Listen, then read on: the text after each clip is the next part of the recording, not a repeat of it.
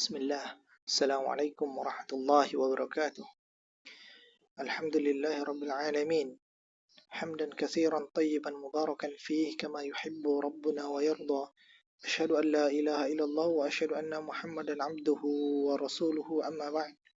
Ikhwani wa akhwati azzani Allah wa iyyakum insyaallah. Pada video kali ini kita akan membahas kelanjutan tentang uh, tauhid, yang mana pada video sebelumnya itu kita membahas tentang definisi tauhid. Nah, pada video kedua ini kita akan membahas tentang cabang-cabang dari tauhid. Karena pertanyaan sebelumnya yaitu Syekh Utsaimin itu beliau ditanya tentang definisi tauhid dan cabang-cabangnya. Nah, kali ini kita akan bahas tentang cabang-cabang tauhid.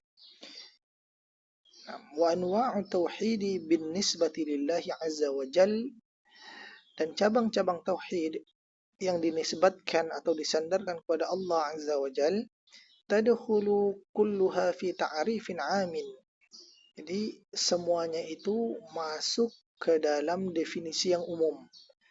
Definisi umumnya apa? Yaitu ifradullah subhanahu wa ta'ala bima yakhtassu bih. Jadi mengesahkan Allah subhanahu wa ta'ala dengan kekhususan yang hanya untuk Allah saja. Maksudnya gini, jadi pengesaan Allah itu memiliki beberapa aspek, ya, memiliki beberapa aspek. Aspek tersebut mencakup kekhususan yang hanya boleh kita sandarkan atau kita nisbatkan kepada Allah saja. Tidak boleh kita sandarkan atau kita nisbatkan kepada selain Allah.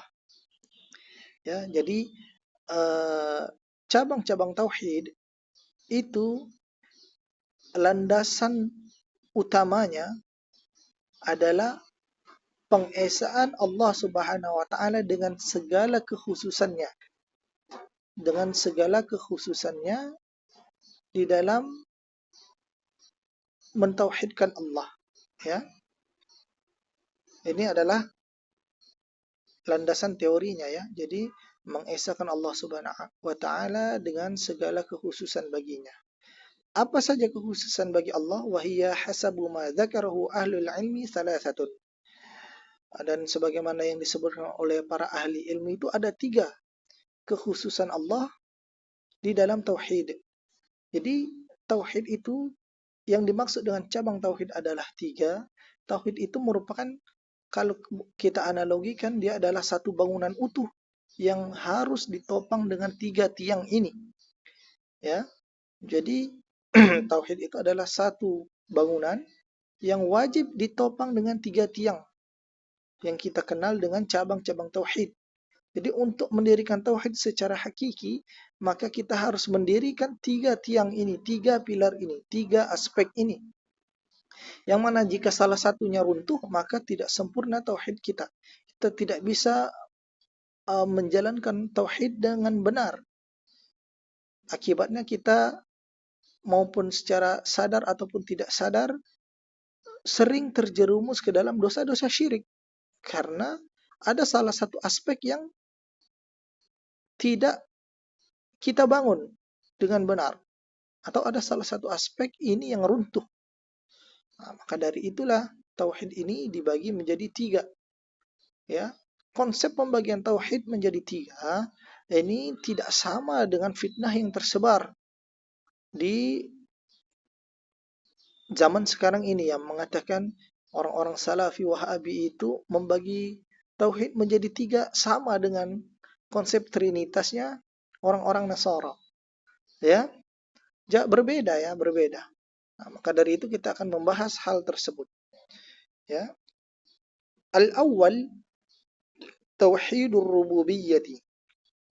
Yang pertama adalah tauhidur rububiyyah. Yang kedua, ats-tsani tauhidul uluhiyyati. Yang kedua adalah tauhid uluhiyah.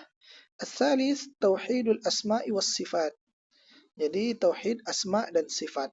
Ketiga ini akan kita jabarkan satu persatu, ya. Nah, jadi ada juga fitnah, ya, yang tersebar di zaman sekarang ini bahwasanya orang-orang Salafi Wahabi itu mereka membuat dosa bid'ah yang besar karena terkait dengan masalah akidah. Mereka membagi tauhid menjadi tiga. Padahal Nabi tidak pernah membagi tauhid menjadi tiga. Apa dalil-dalilnya? Nah, itulah syubhatnya, fitnah yang disebarkan. Nah, itu yang akan kita bahas kali ini. وعلموا ذلك بالتتبع والاستقراء والنظر في الآيات والأحاديث. Jadi para ulama itu membagi tauhid menjadi tiga bukanlah suatu kebid'ahan, bukanlah suatu dosa bid'ah, bukanlah sesuatu muhdas, ya. Karena mereka mengetahui bahwasanya tauhid itu harus ditopang dengan tiga aspek, itu berdasarkan at-tatabbu', bit-tatabbu'. Mereka mengetahui tersebut bitatabbu', yaitu dengan melakukan riset, ya, penelitian, wal istiqra'. Istiqra' itu ya mengkaji secara dalam, wan nazar, melihat fil ayati wal ahadits, di dalam ayat-ayat Al-Qur'an dan hadis-hadis Nabi. Jadi para ulama itu tidak sembarangan mereka membagi tauhid itu menjadi tiga.